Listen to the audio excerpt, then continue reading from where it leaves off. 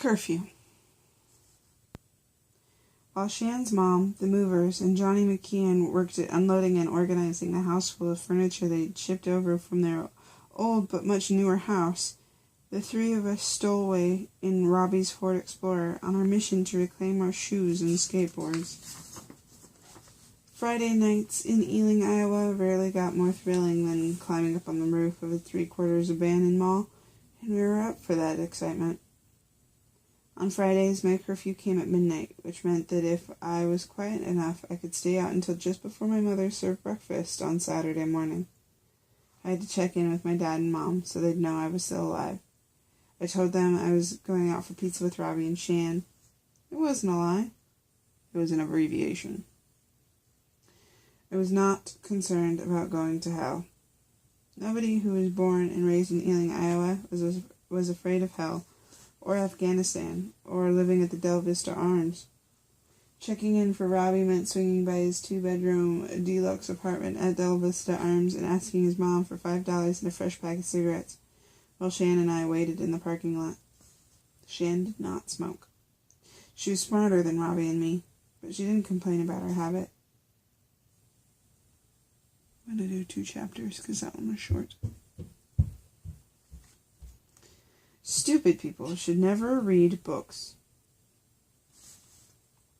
It took me a very long time to work up the nerve to kiss Shan Collins, who was the first and only girl I had ever kissed.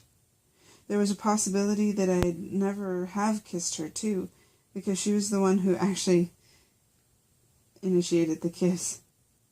It happened nearly 1 full year after the Curtis Crane Lutheran Academy end-of-the-year mixed-gender mixer. Sorry. I like Robbie explained to her, I was shy. I was on the conveyor belt toward the paper shredder of history with countless scores of other sexually confused boys. After the Curtis Crane Lutheran Academy end-of-the-year mixed-gender mixer, I tried to get Shan to pay more serious attention to me. I tried any reasonable method that I could think of. I joined the archery club when I found out that she was a member, and I offered multiple times to do homework with her. Sadly, nothing seemed to result in serious progress. At last, all I could do was let Shan Collins know that I would be there for her if she ever needed a friend or a favor. I do not believe I had any ulterior motives in telling her such a thing. Well, to be honest, I probably did. I'd leave notes for Shan tucked inside her school books. I would compliment her on her outfit. She laughed at such things. Shan knew it was a ridiculous thing to write, since all the girls at Curtis Crane Lutheran Academy dressed exactly the same way.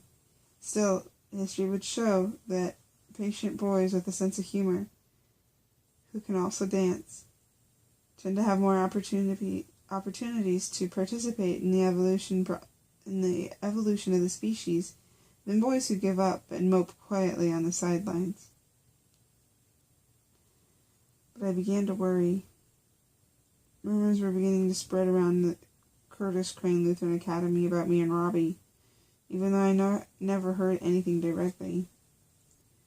Then, in the second semester of 8th grade, I was called into the headmaster's office for something I wrote in a book report, even though the book I read was in Curtis Crane's library, as well as the Ealing Public Library. Apparently nobody other than kids had bothered to read the book until I wrote my report on it.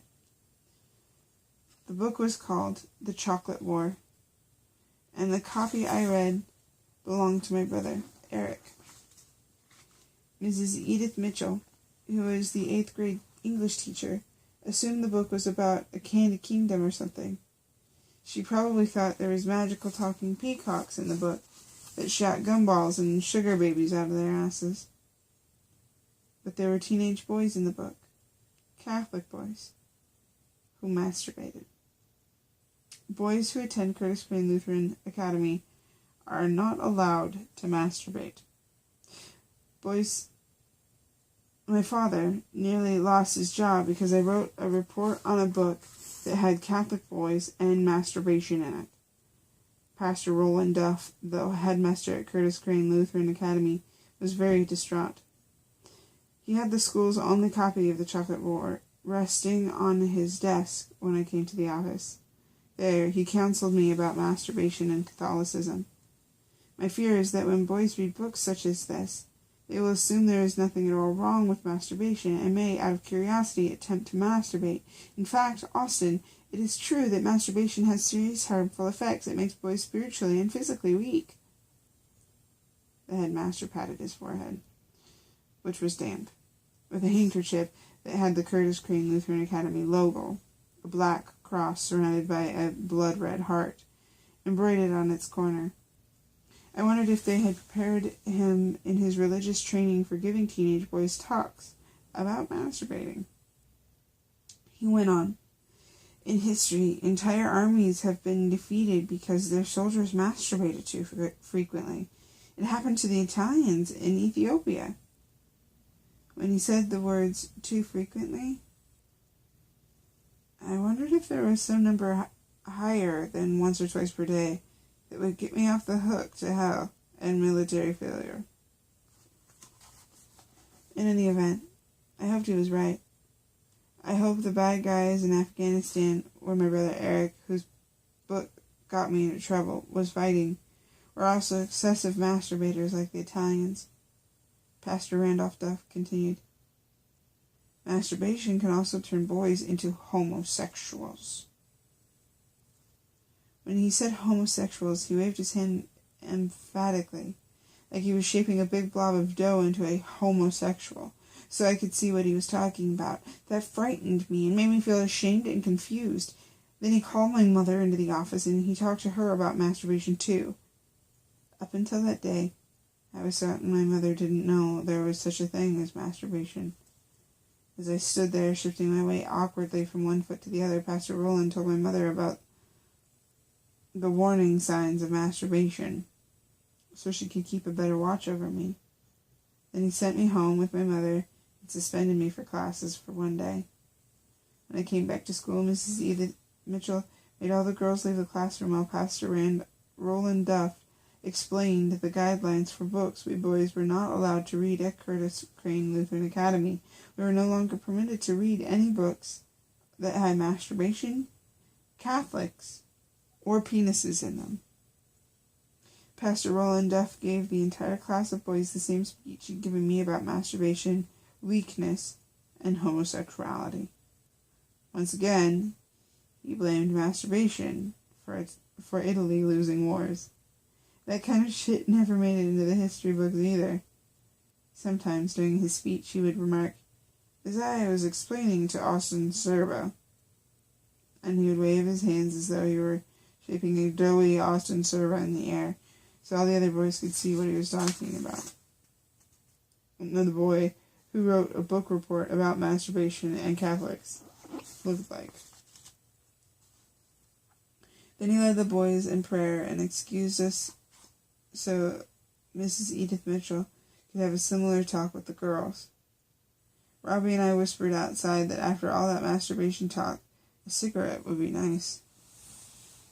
It was the worst day of my life since Eric left home. Everyone knew that I was the one to blame for the trouble about masturbating.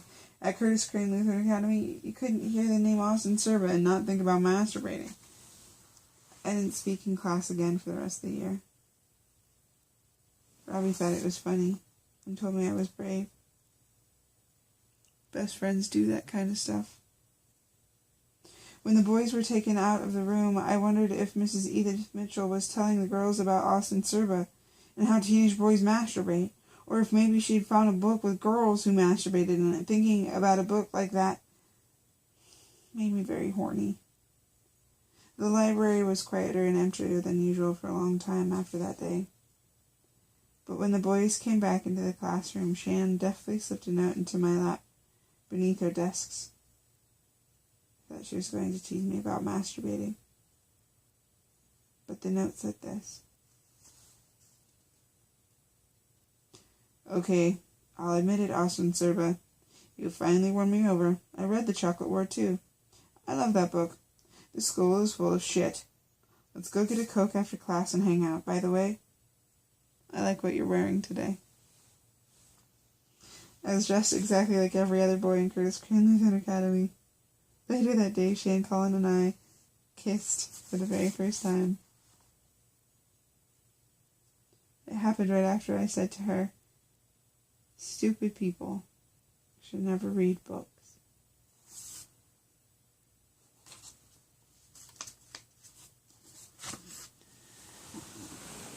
Okay, that's about 10 minutes.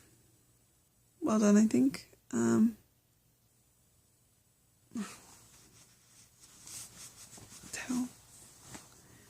I need to go stitch the film entry, or the film intro, back onto the top of our script for Mackers.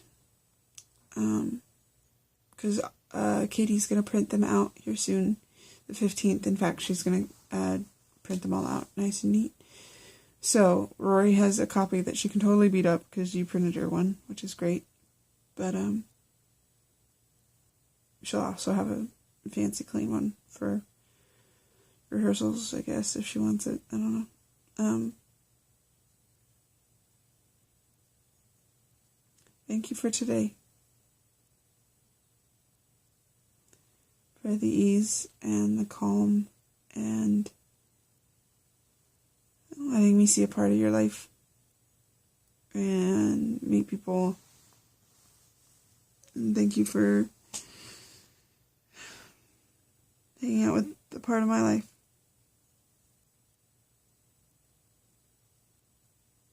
I love you. Good night.